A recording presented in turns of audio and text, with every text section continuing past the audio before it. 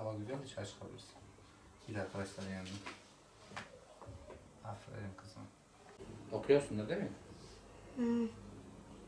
Mesela ütüle. Aferin. Ütüle.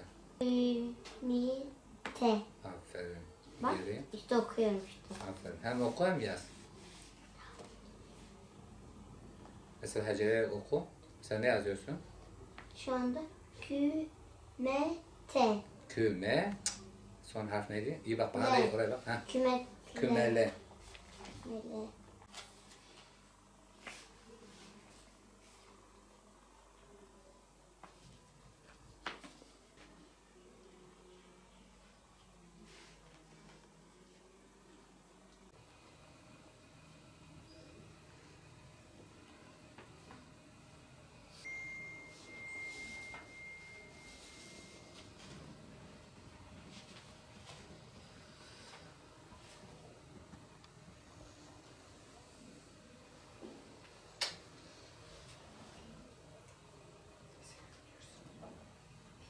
Buna kadar kalkılır. Çok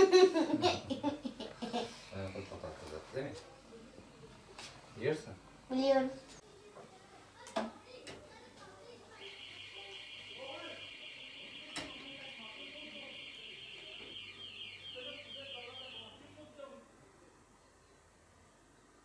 Adım Setan Türe.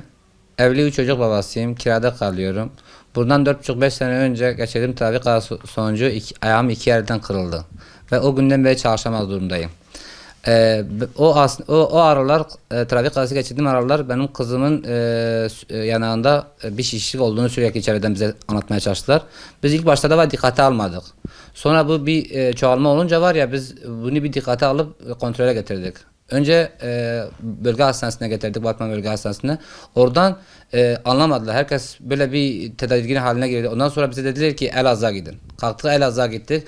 Elazığ'da da var ya, bize MS dediler, hastalığıyla ilgili farklı hastalıklar dedi. Biz o zaman korktuk, acaba ne oluyor diye. Ondan sonra Malatya'ya gittik. Malatya'da aynı şekilde yine teşvik olmadı. Ondan sonra Diyarbakır'da bize önerilen Ahmet Yaramış doktor vardı. Onun yanına gittik. O kontrol ettikten sonra muayenesinde dedi ki bu hastalık ancak sizin teşhisiniz var ya, Ankara Hacettepe'de Banu Anlal diye bir profesör doktor önerdi. Biz de kalktık, direktmen oraya gittik, hiç vakit kaybetmeden. Oraya gittik, kızımızın NF1 hastası olduğunu öğrendik. NF1 hastasının şöyle bir sıkıntıları var. Sürekli bir yerden rahatsızlığa veriyor. Vücudunda kahverengi lekeler ve yanağındaki tümör gittikçe büyüyor. Bu gittikçe büyümesi bundan 2 sene önce gözüne doğru yaklaşmıştı. Biz mecburi bir şekilde ameliyat almak zorunda kaldık. Çünkü ameliyat etmeseydik gözünü Allah korusun kör edebilirdi.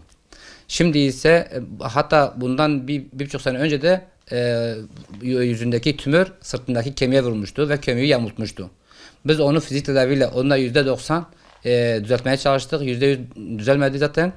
Ondan sonra biz zaten 3 ayda bir, 6 ayda bir sürekli bütün tetkiklerimizi yaparak Ankara'ya gidiyoruz. Ankara'da da bütün tetkiklerimizi yaparak sürekli kontrol altında tutulması gerekiyordu. Çünkü bu hastalık sürekli bir yerlere zarar veriyor ve sürekli olmadık şeyler oluyor. Ve biz de buradan çok tedirginiz. En son bundan 1,5 ay önce Ankara'ya gittiğimizde bugüne kadar zaten hiçbir şekilde bunun ne tedavisi vardı. Sadece gözlem altında tutuluyorduk. Bir yerine bir sıkıntı olduğunda müdahale ediliyordu. Onun dışında yapılacak bir şey yoktu. 6 ay öncesinden doktorlar bize dedi ki Amerika'da bir ilacı bulunmuş. Bu ilaç işte son aşamasına gelmiş. En son 1,5 ay önce gittiğimizde de bu ilacın çıktığını ve %75-80 çok etkili olduğunu küçültüp bu kalan bölümü de var ya kalan %25'i de var ya bir iki operasyonla Allah'ın izniyle bitireceğiz. Ankara'dan bize bu ilacın maliyetini 2 senelik maliyeti 5 milyon olduklarını ve bu ilacın var ya devlet karşılamadığını ancak siz kendi çabanızla halletmeniz gerektiğini söylediler. Ben de bunun için var ya bir kampanya başlatmak için valiliğe başvurdum. Yazdım, Ankara'ya gitti ama red cevabı alındım.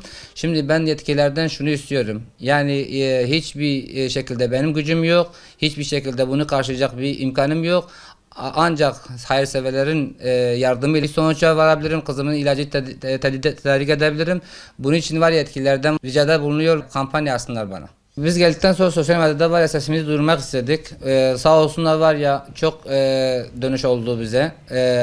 Bunun için mesela var ya yardım kampanyasında bulunmak istediler. Ama biz mesela var ya resmi olmadığı için var ya hiçbir şekilde kabul edemiyoruz. Ancak var ya resmi olması gerekiyor ki ben bu ilacımı karşılayabileyim.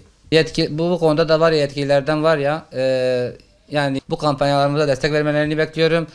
Şimdiden herkese Allah razı olsun. Bu süreçte herkesin evlat sahibidir. Herkes kendini benim yerime koyduğu zaman var ya beni anlayabilirler. Sonuçta insan evladı için var ya yapamayacağı bir şey yoktur. Yani ben de var ya benim bir çığlığım var. Duysunlar beni. Hakikaten de zor durumdayım ve ne yapacağımı şaşırmışım. Ben de artık böyle yüzümün inmesini istiyorum. Diğer çocuklara baktığımda ben de artık böyle inik yüzük olmak istiyorum mesela. Herkesin yüzü inik mesela. Ama ilaç var. Kurtulacağız da ama çok para değil mi? Ben bir kere şeye gitmiştim parka. Bir bakmıştı orada bir tane çocuk vardı. Gelmiştilerdi. Bana böyle demişlerdi. Merhaba. Çünkü benim yüzüm böyle oldukları için. Geçen sefer bir Ankara'da bir parka daha gitmiştik. Orada da bir tane çocukların yanına gidiyordum. Benden kaçıyorlardı. İlacımı alması için büyüklerimden. Kampanyamızın açılmasını istiyorum.